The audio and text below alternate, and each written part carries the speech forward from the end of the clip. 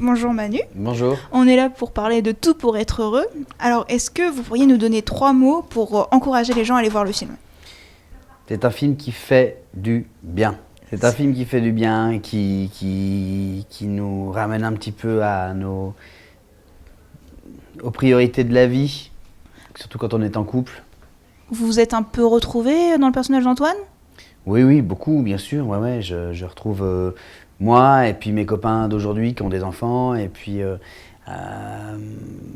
ce côté parfois démissionnaire qu'on peut avoir, à la fois père, mais à la fois aussi de mec dans le couple, où c'est comme dit mon personnage Antoine dans le film, c'est un emploi, un métier à plein temps, quoi. C'est quelque chose qui se bichonne, un couple. Et donc, sous quel aspect il a le plus évolué, le personnage, tout au long du film? Sous beaucoup d'aspects, en fait.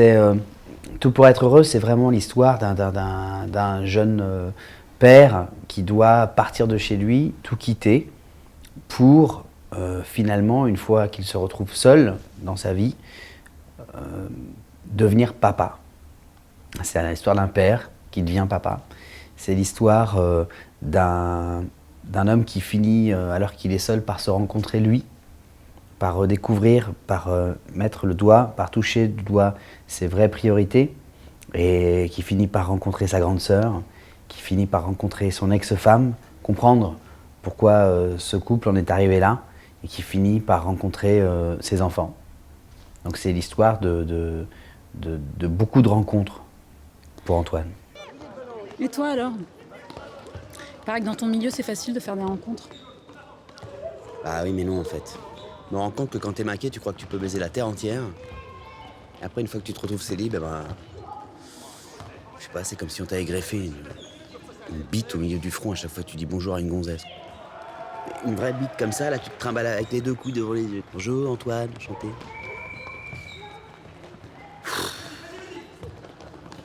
Tu sais, si Alice aujourd'hui elle a rencontré le mec qui garde mon fils quand j'ai rencard et avec qui je passe mes week-ends, je pense que c'est de lui qu'elle tombera amoureuse. Et pas de l'autre belle enculée.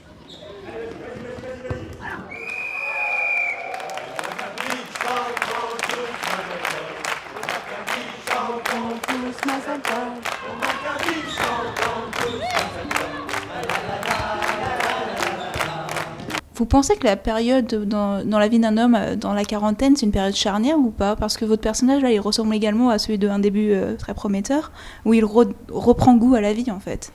Oui, c'est quelqu'un qui reprend goût à la vie. C'est vrai que c'est peut-être une période charnière pour Antoine, comme ça l'a été pour d'autres personnages dans ceux que j'ai pu camper avant. Mais c'est presque une décision qu'il prend pour d'autres résultats selon lui que ça.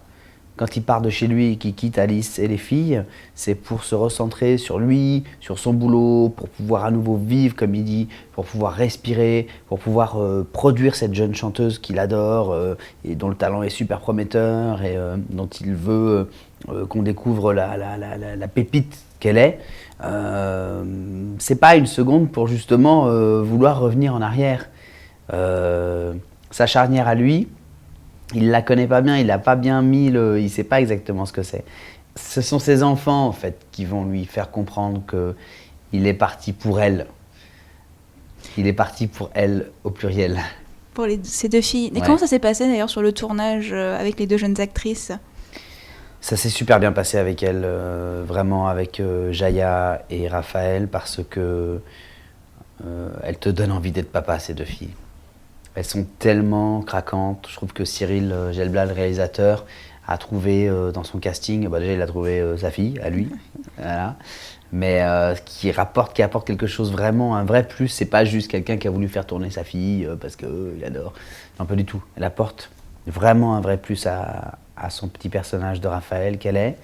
Et Jaya, qui est une comédienne, on va dire, professionnelle aujourd'hui, qui a plein d'expérience, qui sait exactement où elle est, pourquoi elle est là, et ce qu'elle doit faire, ce qu'elle a à faire comme travail, et qui est vraiment, elle aussi craquante que sa petite sœur, ça fait que, quand elles sont plus là, elles te manquent en fait. Vous partagez beaucoup de scènes comiques d'ailleurs, donc tous les trois. Comment ça s'est passé sur le tournage? C'était vraiment collé, le texte était vraiment collé aux répliques? Vous avez un peu improvisé ou pas? Le texte était quand même écrit. Parfois, Cyril le changeait dans la nuit, au fil du tournage.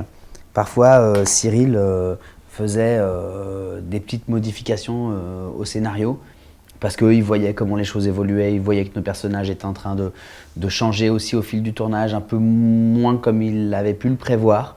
Et donc du coup, on réadaptait le scénario constamment, en fonction des réactions des filles, en fonction des impros qu'on faisait avec elles aussi, parce qu'il y avait quand même un peu d'improvisation. Il y a eu des moments qui ont marqué le tournage, comme le moment où je menace ma petite dernière Raphaël d'appeler le président de la République si elle ne mange pas. Voilà. Ça a été un moment très drôle cette scène. Ouais, merci. Ça a été un moment où on a laissé tourner les caméras et puis on a laissé les filles improviser avec moi. La musique tient une place importante dans le film. Vous-même, vous jouez de la batterie, si je comprends bien. Est-ce que ça a été basé sur vous ou le personnage était déjà prévu tel quel? Non, j'étais super content en fait. J'ai découvert en lisant le scénario que le personnage était batteur et voilà, j'ai dit à Cyril, écoute, ça tombe bien, je sais jouer un peu de batterie. Donc voilà, ça m'a permis de prendre une petite revanche sur mon lycée. Comment ça? Bah, où je rêvais d'être rocker en fait, de faire des tournées avec des groupes de rock et tout ça, et d'être batteur ou guitariste ou chanteur ou je sais pas quoi, mais d'être dans un groupe de rock. Et puis bon, bah ça s'est pas fait. Et du coup, bah voilà. Oh, acteur, c'est aussi très rock'n'roll, hein? Ouais, ça peut être aussi très rock'n'roll, c'est vrai. Comment a évolué la relation en fait du coup avec l'ex-femme, donc le personnage d'Alice joué par Audrey Lamy, dans le sens où il y a une phase de reséduction tout le long du film. Est-ce que vous pensez que le but ultime c'était quand même de la reconquérir? En fait, ce qui était très joli à vivre avec Audrey, c'est que on a tous les deux en tant que comédiens exploré des nouvelles choses pour nous, de nouveaux registres, et qu'on s'est vu le faire et qu'on s'est soutenu alors qu'on était tous les deux là-dedans.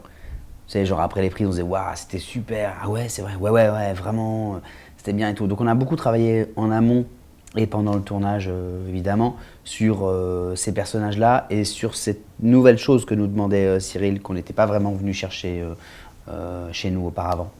Donc on a à la fois, en même temps qu'on voyait notre jeu peut-être s'étoffer, vu nos personnages grandir et vu nos personnages évoluer. C'est exactement ce que voulait Cyril en fait. Du coup, est-ce que vous pensez que dans une relation, parce que les gens ont tendance à ne plus faire d'efforts pour reconstruire leur relation, est-ce qu'ils ont abandonné trop tôt? Je crois que par exemple dans le cas d'Antoine, là dans le film, il fallait partir à un moment. Je pense que de toute façon, après tu sais, il y a ces tentatives là qui sont vaines parce que c'est trop laborieux, il y a trop de marche arrière à faire. On a trop laissé le couple, l'histoire se déliter, devenir un truc nauséabond. Parfois, je pense qu'il faut savoir partir pour peut-être parfois mieux revenir. Mais je pense qu'une fois qu'on est depuis longtemps sur le mauvais chemin, il faut arrêter le train, descendre, respirer un petit peu pour ensuite le reprendre en route un petit peu plus loin si on en a besoin. Mais c'est important pour certains membres du couple, le garçon comme la fille parfois, de faire aussi un break pour se dire « Ah non, en fait, il me manque, elle me manque, non, excuse-moi, j'ai eu besoin de ça, est-ce que je peux revenir parce que je veux revenir ?» Je pense que c'est plus difficile parfois, surtout après de longues années où ton compagnon ou ta femme est devenue un peu ta coloc. C'est plus difficile de s'en rendre compte et de faire le travail sur le tas même. C'est pour ça que le travail commence dès le début et que ça doit être un travail de tous les jours jusqu'au bout. Vous avez dit que vous allez redécouvrir le personnage de la sœur, donc Judith, tout au long du film. Qu'est-ce qui a été le point déclencheur à votre avis? Alors, pourquoi est-ce qu'ils se sont rapprochés? Ils se sont rapprochés parce qu'ils ont fini par se comprendre, parce qu'ils ont fini par s'écouter. En fait, c'était un frère et une sœur qui ne s'écoutaient plus, qui sont très différents. Il est très différent de sa sœur, comme il est très différent de sa femme, Antoine. Et toujours ce côté un peu des rockers rebelles où tu dis « Ah ouais, toi de toute façon t'es dans le système, t'obéis au système, moi je suis un rocker. » Enfin le système, il était bien content de le trouver quand même quand il en avait besoin, Antoine. Et puis il y a un jour où sa sœur, le rapport s'inverse, sa sœur devient maintenant sa coach et l'aide à reconquérir sa femme parce que elle se reprend d'amour pour son frère, parce qu'il est plus disponible, parce que justement il s'est confronté à la réalité de il faut que je vive seul pour que je retrouve les priorités, que je sache maintenant où donner de la tête et du cœur. Et du coup, effectivement, sa sœur va le sentir, elle va le voir, elle va donc devenir sa coach. Il va aimer la voir devenir sa coach, ça va être agréable. Maintenant, il l'appelle pour avoir des conseils. Et c'est pour ça que je dis qu'Antoine rencontre, en plus de ses filles, aussi sa sœur. C'est vrai. Ce film parle à plein de gens de manière différente. Il va toucher effectivement beaucoup sur la relation frère-sœur, mais aussi sur lui et sa femme, son ex-femme, sur lui et ses enfants, sur lui et lui-même. Moi, je pense qu'il faut toujours rester vigilant. Vigilant par rapport à... Par rapport à son couple, par rapport à ses enfants, par rapport à sa famille. C'est vrai qu'aujourd'hui, on est dans un truc où il y a presque une compétition, même interne, même à la maison, presque dans le boulot. Antoine, il est rentré un peu dans ce truc-là de compète où sa femme devenait plus brillante que lui, alors que c'était lui le musicien, c'était lui qui faisait rêver. Et puis aujourd'hui, c'est la réussite de sa femme qui impressionne tout le monde. Donc il est rentré dans cette espèce de compète comme ça qui, en fait, tant qu'on considère qu'on avance seul et que la réussite de l'autre est aussi la sienne, je pense que le couple peut survivre. Antoine commençait à se dire que la réussite de sa femme n'était que sa réussite à elle et qu'il n'en faisait plus partie. Et c'est là que le couple peut commencer à battre de l'aile. Vous avez eu des réticences à accepter ce rôle au début ou pas, parce que c'est un personnage peut-être loin de vous-même? Oui, c'est un personnage qui est un peu plus loin de moi, déjà parce que je ne suis pas papa dans la vie, moi, mais j'ai eu des questions, ouais. Pas des réticences, mais j'ai eu des questions. J'ai bien demandé à Cyril. J'ai tellement adoré ce scénario que je lui ai dit non, je veux le faire. Maintenant, il faut que je sois un papa crédible et il faut que tu m'aides à ça. Il faut qu'on travaille pour ça, pour obtenir le meilleur père qui devient papa possible. Et Cyril m'a rassuré en me disant c'est pour ça aussi que je t'ai choisi. C'est parce que tu n'es pas papa et qu'en même temps que ton personnage, Antoine, tu vas apprendre à le devenir. Oui, c'est un peu un éternel adolescent qui grandit aussi. Donc du coup, vous êtes satisfait de la fin et pour vous, il n'y aurait pas pu avoir une autre fin alternative? Bah, il y a toujours une fin alternative possible, mais je pense que c'est la plus juste et c'est la plus vraie. C'est un film qui triche pas. C'est un film qui est vrai, c'est un film qui raconte la vraie vie, dans lequel il y a une vérité très contemporaine du début à la fin. Et ce serait dommage que la fin y déroge et qu'on tombe dans un truc un peu trop attendu. Ce serait dommage. C'est une fin dont je ne peux pas parler là, ici, maintenant, bien sûr, parce que ce serait dommage, mais c'est un film qui reste très positif. C'est un film qui reste ouvert quand même sur l'avenir et sur toutes les possibilités qui vont se proposer, s'offrir à nos personnages maintenant qu'ils ont grandi, qu'ils ont traversé cette période un peu tumultueuse. Alors pour un dernier mot de la fin justement, est-ce que vous auriez une anecdote à raconter sur le tournage? Je dois avouer qu'accompagner Jobel à la batterie a été pour moi presque au même titre que d'être le papa des filles. J'étais à la fois ravi d'être le père de ces petites filles quand on tournait ensemble, le père de cinéma, et le batteur de Jobel, parce que je suis tombé red dingue de sa musique et que je fais partie des premiers à vouloir la BO du film. Parce que Jobel est une chanteuse tellement talentueuse que tu as envie de la chasamer, elle. Tu as envie de mettre le téléphone près d'elle et que ça te dise Jobel. Ça, oui, en plus, son style rentre un peu dans la nouvelle vague française, enfin, toute douce, etc. Exactement, ouais. C'est vraiment sympa. Ok, bah merci beaucoup. Merci beaucoup. Merci à vous. Merci. Bonjour Aure, bonjour Audrey. Bonjour. On est là pour parler de Tout pour être heureux. Est-ce que vous pourriez nous donner 3 mots pour décrire le film, pour encourager les gens à aller le voir? Oh là, 3 mots, moi en général je fais 3 pages. C'est un truc. Drôle, émouvant, Sincère. Merci. pas mal. Ok, Ah, ok. ça commence. On passe à l'étape au-dessus. Ok, alors là, une petite présentation de vos personnages, s'il vous plaît. Alors moi je joue le rôle de Alice, qui est la femme d'Antoine, Ils ont 2 enfants.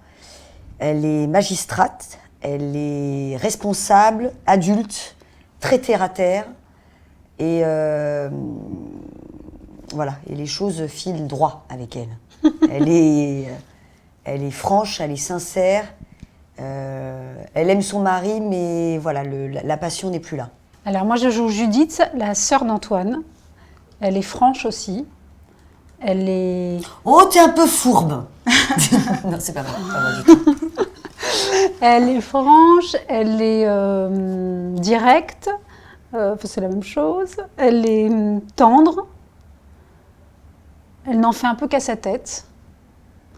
Elle est un peu coach, un peu mère juive. Donc en fait, vous ne partagez pas vraiment de scènes dans le film. Comment vous pensez que votre personnage perçoit l'autre ? Alors, on fait pas de scène dans le film, mais par contre, on s'est fait des scènes du coup. Ah, Parce qu'on s'est dit, on tourne pas ensemble, donc on se fait des scènes régulièrement chez toi ou chez moi. Ouais. On fait un film, nous deux. Oui, on fait un film parallèle en Voilà. fait. Un C'est petit extrait, peut-être la relation Ah, de... non, Non, pour c'est l'instant, on est en privé. plein Ah, montage, pardon, ouais. ouais. On va voir. Mais c'est vrai que c'est dommage, on s'aime Non. bien. Mais moi, on n'a pas eu de... On n'a pas eu de scène. On s'est croisés sur le tournage, on a partagé des moments, mais on n'a pas eu de scène ensemble. Mais moi, je parle beaucoup d'elle et je prends sa défense. Complètement. Ah. Complètement. Je suis un petit peu Enfin, je prends parti pour elle, pour le personnage d'Alice, et je la défends au détriment de mon frère. Ouais. Je critique mon frère en disant, tu vois, t'avais la meilleure femme du monde, mais t'assures pas. d'accord. Et du coup, comment vous voyez le personnage de la sœur d'Antoine ? Moi, je dis un truc pas très sympa sur toi. Je dis, tu sais, quand Je veux pas m'en souvenir. Je me sépare de lui, je dis, la vaisselle, je te la garde, la vaisselle affreuse que ta soeur nous a offerte pour le mariage. Donc pas très sympa. Alors que j'ai très bon goût. Mais C'est je ridicule. pense que Alice dit ça parce L'appartement que est à ce moment-là, elle a vraiment les boules de se séparer. Et mais qu'au final, elle l'aime beaucoup. Est-ce que vous avez retrouvé un peu écho dans vos personnages transposés par exemple dans votre vie personnelle, dans vos vies personnelles ? Moi, c'est un peu difficile parce que j'ai pas d'enfant. Je suis pas dans la même situation qu'Alice. Après, ce qui est sûr, c'est qu'on y a mis chacun un petit peu de soi parce que on sait ce que c'est que d'être amoureux. On a connu, je pense, tous une rupture très douloureuse. Donc, il y a des choses comme ça qu'on a connues et dont on peut s'inspirer, en tout cas, pour raconter cette histoire. C'est sûr. Mais après, il a fallu créer un personnage et se laisser imaginer des choses qu'on n'avait pas forcément vécues. Mais on essaye de s'imprégner d'autres choses. Alors moi, j'ai pas de petit frère. Alors toi non plus aussi. Oui, voilà. J'ai pas de Pourquoi ils petit nous ont frère. choisis ? Mais oui, c'est dingue ça. Mais j'ai un cousin plus jeune, j'ai des amis plus jeunes que j'aime bien de temps en temps, qui me demandent conseil ou que je peux coacher. Donc, et j'ai ce côté un peu maternel et un peu autoritaire parfois, donc c'est un peu moi, Judith. Vos deux personnages ont réussi leur vie professionnelle, donc épanouie. Oui. Est-ce que vous pensez que c'était un peu au détriment de leur vie privée ? Parce que du coup, le mariage vole un petit peu en éclats et la situation. Non, mais le mariage vole en éclats parce que, en fait, l'histoire, c'est l'histoire d'un couple qui s'est énormément aimé et qui, au fur et à mesure des années, du temps, des habitudes et tout ça, la routine fait que leur amour n'est plus aussi fort qu'au début. Donc après, c'est-à-dire que c'est pas uniquement son métier, c'est le fait qu'elle a commencé à devenir femme et mère en même temps que le jour où elle est devenue mère. Et donc elle a mis son mari de côté. Et son mari se retrouve à devoir gérer une famille qui n'est presque plus la sienne, puisque il n'est plus vraiment père, puisque sa femme est devenue... c'est-à-dire qu'ils vivent un peu en colocation, si vous voulez. Donc leurs chemins se sont un petit peu séparés, pas parce qu'elle s'est épanouie professionnellement peut-être, mais c'est surtout parce qu'il y a un moment donné où ils se sont tous les deux perdus. Lui, il s'est perdu parce qu'elle prenait tellement de place dans la maison, parce qu'elle bosse, parce qu'elle paye le loyer, elle s'occupe des filles, elle les amène chez le médecin, elle fait la bouffe, elle fait les courses, elle va les chercher à l'école, et que lui se retrouve complètement largué. Et que c'est un personnage qui fait tout un tas de choses, et qui arrive à être organisée, et lui il fait rien et il n'arrive pas du tout à être organisé. Donc c'est pas du tout une question de position, si elle bosse ou si elle bosse pas, c'est juste que ils se sont... Voilà, leur chemin c'est un peu écarté. J'ai plombé l'ambiance. non, mais c'est vrai, parce que au final, lui, ce qu'il admirait chez elle, c'est justement sa réussite. Et elle avait envie qu'il soit le côté artiste et tout ça. Elle en rêvait aussi, mais elle aurait aimé qu'il prenne plus de décisions. Et il en prend pas. Et voilà. Et elle lui reproche elle lui reproche des choses, mais elle le laisse absolument pas faire. Je ne sais pas où elle est. Mais si c'est celle qui a le chapeau bleu. J'ai bien compris. Mais on ne sait pas où elle est, on l'a cherchée partout. Quand je la trouve, je te la rends. Promis. Maman.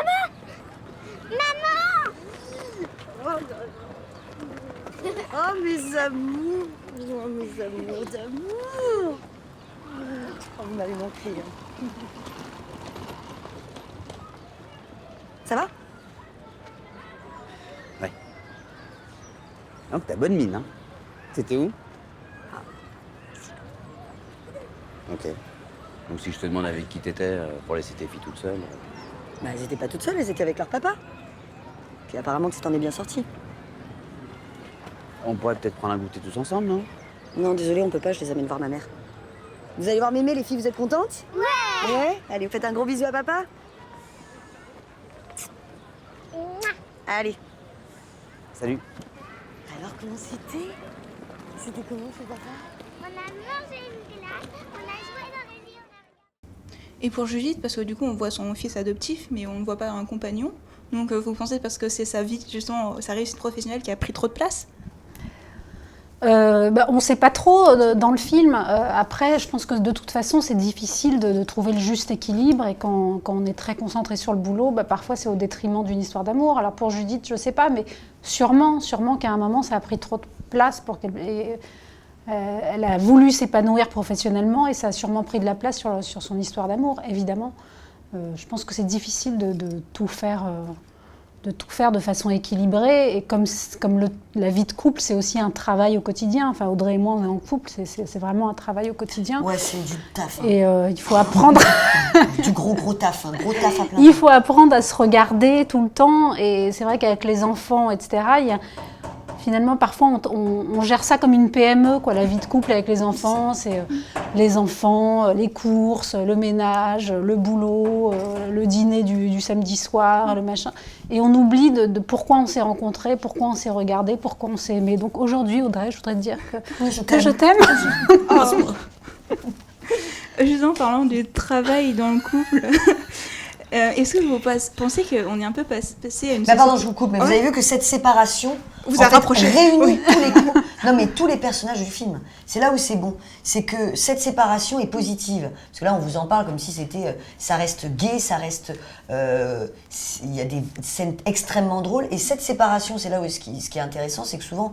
on en a vu des films sur un couple qui s'aime plus et qui se sépare, etc. C'est-à-dire que là, tout est positif. Ils se sont trouvés, Antoine frères et sa sœur. Se sont re-rencontrés. Lui, il a retrouvé ses filles. Nous, on s'est retrouvés aussi, chacun de notre côté. C'est-à-dire qu'elle, elle a d'une autre découvert façon. qui elle était. Lui, pareil, il s'est découvert et professionnellement, il s'est épanoui. Donc finalement, cette séparation n'a fait que renforcer les liens. Voilà, je voulais juste préciser cette chose qui à mon sens, est importante. Voilà. Est-ce que vous pensez qu'on est un peu passé dans une phase de consommation du couple et que justement, parce qu'ils sont en conflit, est-ce qu'ils ne font plus assez d'efforts justement pour essayer de reconstruire leur mariage? Non, mais l'amour est un effort de toute façon. C'est-à-dire que si on veut rester longtemps... moi, le meilleur exemple, c'est mes parents. Et je vois que encore aujourd'hui, alors qu'ils se connaissent depuis l'âge de 17 ans, ils ont 2 enfants, ils font tellement attention l'un à l'autre. C'est d'abord le dialogue, c'est de se parler. Ce couple-là ne se parle plus. On rentre dans l'histoire, ils sont déjà en crise. Et on sent que les mots, ça ne sert plus à rien de se parler. C'est-à-dire qu'on n'est même pas dans une dispute, on n'est même pas dans des prises de tête, etc. C'est juste, ils sont dans la salle de bain, il sort de la salle de bain, il éteint la lumière. J'adore ce moment. Il oublie qu'elle est sous la douche, elle est en train de prendre sa douche, alors que 3 secondes avant, ils étaient dans la même pièce. Donc c'est-à-dire que c'est vraiment au quotidien un effort On dit, Une ah, mais ça devrait pas vigilance, être quoi. un effort, mais une vigilance, ouais, c'est ça, c'est de... C'est de voir que l'autre est là et pourquoi on l'a aimé, pourquoi on l'a regardé un moment. Donc oui, c'est un effort de tous les jours. Enfin, C'est un un sport. effort, oui, une vigilance, être alerte, faire attention. Pourquoi au début on se prend pas la tête sur l'autre oublie de reboucher le dentifrice et on s'en fout, on trouve ça mignon, tendre, c'est marrant, il oublie de reboucher le dentifrice, etc. Ah, ça fait une petite croûte, et puis comme il n'a pas mis Ouais, de et après, capuchon. j'arrive plus à... Au début, on oublie, on trouve ça charmant, etc. Et puis après, peut-être au bout de plusieurs mois ou d'un an, on dit « Putain, t'es pas capable de reboucher le dentifrice !» Et c'est ça, c'est se dire « Mais souviens-toi comment tu trouvais ça mignon, quoi. Pourquoi se prendre la tête pour ça aujourd'hui ?» Une vigilance de tous les instants, de rester amoureux. Et ce qui est super mignon, c'est qu'on était en tournée et, avec ce film, et les gens sortaient de là et ils nous disaient voilà, moi je voudrais juste vous dire que après avoir vu ce film, j'ai envie de dire à ma femme que je l'aime. Donc c'est-à-dire que c'est un film qui reste, voilà, auquel on n'est pas sensible ou auquel on est. C'est-à-dire que ça fait réfléchir. On se rend compte qu'il y a des moments où on est tellement autour de nous, sur notre petit nombril, et qu'on oublie l'autre, alors qu'on l'aime, hein, mais qu'on l'oublie complètement parce que le quotidien, etc., fait que on oublie tous ces petits détails, etc. Mais c'est ce que disait Or, c'est vraiment, faut l'entretenir, quoi. Merci Merci. beaucoup. Merci. Tout pour être heureux. To a movie and I just started making stuff like that.